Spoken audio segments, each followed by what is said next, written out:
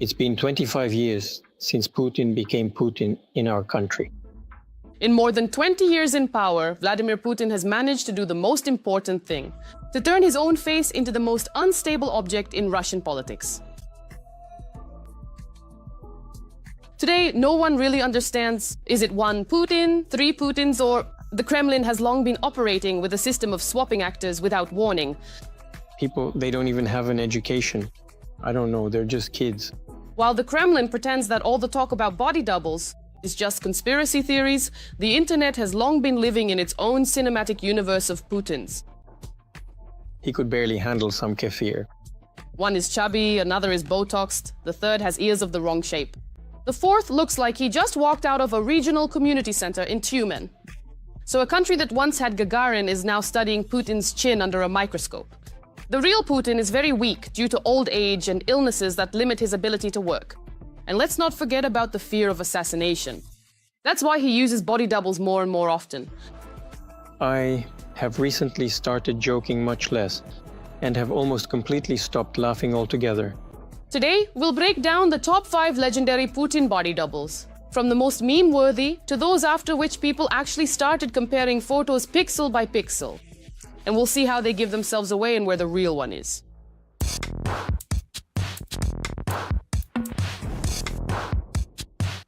The absolute meme champion is the double nicknamed Udmurt. This Putin looked as if the real one had left, and in his place, they urgently found the most similar-looking janitor from the district administration. The most unsuccessful fake. He has a different nose, a different smile, a different look, and the energy of someone who came to fix the pipes but ended up at the Security Council. He looks tired, less confident. According to the internet, this was the most hard-working Putin double, not for parades, not for historic speeches, not for nuclear threats set to dramatic music, but for boring routine work. Well, you know, open a playground, hold boring meetings, shake hands with governors and all that. This ridiculous fake takes 5th place in our top. Another one of the most memeable and at the same time strange doubles, Bruce. He got his nickname because of his strange appearance, a puffy face, heavy bags under his eyes, and a bluish tint to his skin. When this version appeared on screen, everyone immediately knew which double they were looking at. People especially found it funny how much Bruce differed from the other versions. Yesterday he was fit, energetic, almost wax-like, and today it's as if Grandpa spent 3 hours arguing at the housing office. The funniest thing is that people have already learned to identify which version of Putin it is within the first 3 seconds of a video. Not the speech, not the policy, but the tone of the face and the shape of the cheeks. Bruce, this is the version for hard times. His people usually noticed him after crises, sleepless weeks, and bad news.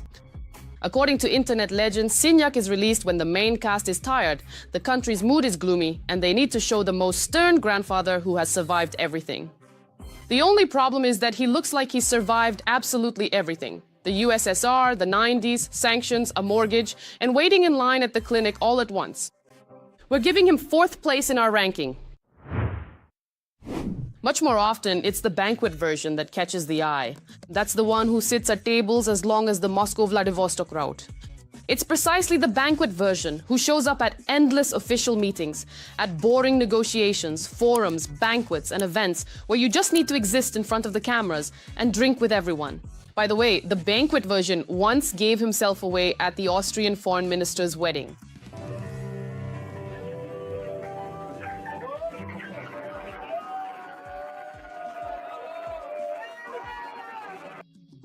The real Putin knows German very well.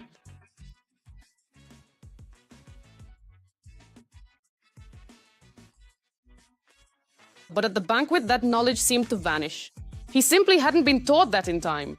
That's why he read from a sheet of paper and did it very poorly. It was after the appearance of the banquet version that the internet finally started to believe in doubles. We'll give the banquet version 3rd place. Not far behind the banquet version is the diplomat, the export version, so to speak, Putin for the foreign market.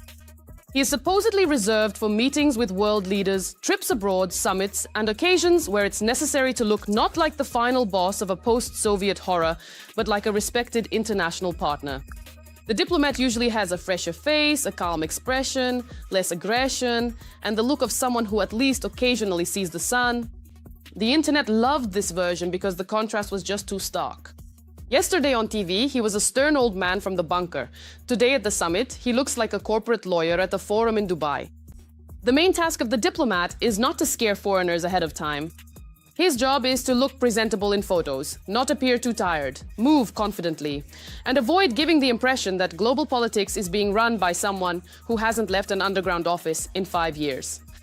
He has fewer wrinkles, a different chin shape, different ears, and a different walk. We give this more improved version second place. And in first place, we have Botox Putin, a relatively new type. This is the version where his face looks as if it's been stung by a swarm of very patriotic wasps. Cheeks the size of the state budget, eyes trying to pop out, and absolutely no facial expressions, just like freedom of speech on federal TV. At the same time, his task is to look young, energetic, and stable. It was usually the Botox version that was spotted before elections, during major addresses, at staged trips, and in moments when TV needed to show, look, the leader is full of energy. In reality, it had the opposite effect. Sometimes it seemed as if Botox itself already held a separate position in the Kremlin. The internet was divided at the time. Some said it was rejuvenation, others claimed it was a double, and still others insisted it was actually a rubber mask. Recently, there was a similar case in Beijing, when Putin tried to sell his power of Siberia to Xi, but failed to do so.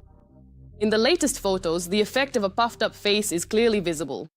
That is, the Russian leader's cheeks look unnaturally round, sagging at the bottom, and shifted toward the jawline.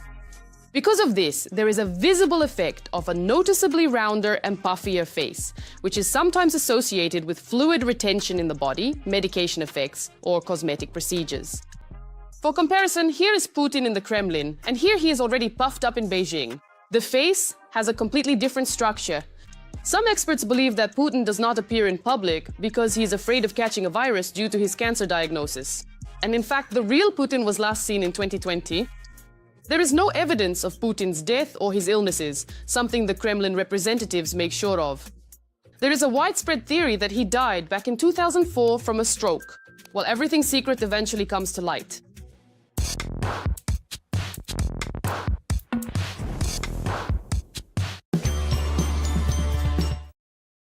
While they are still trying to make Putin out to be a great leader, even though this whole image has long been falling apart at the seams, the bunker dweller has once again made a major blunder and become the object of ridicule.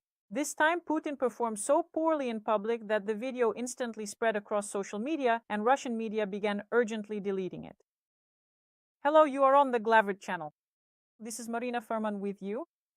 And today we will talk about Putin's new embarrassment, which was even mentioned by the president of Ukraine, Volodymyr Zelensky. Putin's recent appearance in Russia was supposed to be a standard propaganda scene.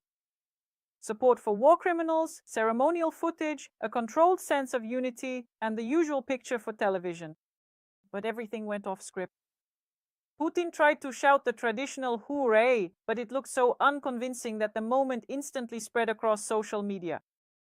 Although they tried to quickly delete the embarrassment, the internet remembers everything. I suggest we listen to this disgrace. Hooray! Hooray!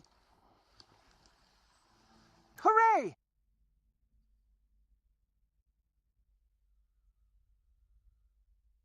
As you can see, at first Putin tried to make some kind of sound while sitting, then he stands up, but he still can't manage to say hooray properly. At some point, people in the hall just started shouting over Putin to save the situation. By the way, the video sparked a lively reaction on social media. Some users saw the situation as a funny incident, while others began to speculate about possible health problems of the Russian leader. After the video started going viral on social media, Russian media suddenly began urgently deleting it. And this, in itself, is very telling, because if there was nothing strange about it, then why the rush to erase everything? By the way, one of the first to draw attention to this embarrassment was Sergei Sternenko. He wrote, Putin couldn't say hooray, senility is progressing. And after Russia's massive missile and drone attack on Ukraine, Zelensky also commented on Putin's embarrassment. Putin can't even pronounce the word hooray properly anymore, he lisps, yet he still defeats residential buildings with his missiles. And while the Kremlin tries to smooth over Putin's latest embarrassments, it seems that nerves within the Russian elite are already at their breaking point. The Guardian reports that the mood there is noticeably changing. One influential businessman puts it bluntly, disappointment in Putin has become very deep. There is a growing understanding that absolutely senseless, self-destructive decisions continue to be made. People who once defended Putin no longer do so. Any sense of a future has disappeared. At the same time, Putin himself has no intention of changing his plans regarding the war. According to the publication, he still aims to seize the Donbass. Some sources even describe this as an obsession with no willingness to stop or reconsider the strategy. And here there is a simple logic. When the plan doesn't change, even though reality already has, problems only accumulate. And this, of course, is about Putin. He already has a lot of problems. But the most interesting thing here is not the decisions themselves, but what they are based on. Some members of the Russian elite are convinced that Putin is being lied to and that supposedly embellished reports from the front are reaching him. Although what kind of embellished reports could there be if the Ukrainian armed forces are actively driving out someone as lousy as Putin from Ukrainian territory and disrupting all enemy plans? Just remember how the Russians tried to scare everyone with their spring offensive. And where is it? Of course, it failed. There's only one conclusion here. Putin continues to literally live in his own information bubble. What is there to say if even Putin himself is afraid of Russians? According to media reports, Putin hasn't traveled to Russian regions for about 196 days. And this is an absolute record, even compared to the COVID-19 pandemic. The last time he went to Samara was back in November 2021. Since then, there has been complete silence when it comes to regional visits. For comparison, previously the breaks between Putin's trips to the regions were much shorter. Before the war, they usually lasted just dozens of days. During the pandemic, they were a bit longer. But now it's a record that didn't even happen during crisis periods. By the way, take a look at what a road looks like in one of the Russian cities. This is Zaya, one of the centers of the gold mining industry in the Amur region. It's just that all the money went not to urban improvements, but to hazelnuts and missiles that Putin uses to attack Ukraine. The children were playing and one of them fell through. The kids called for help, saying the child couldn't get out of this mire, this swamp. It's just terrible. Hold on, we'll get everything out now.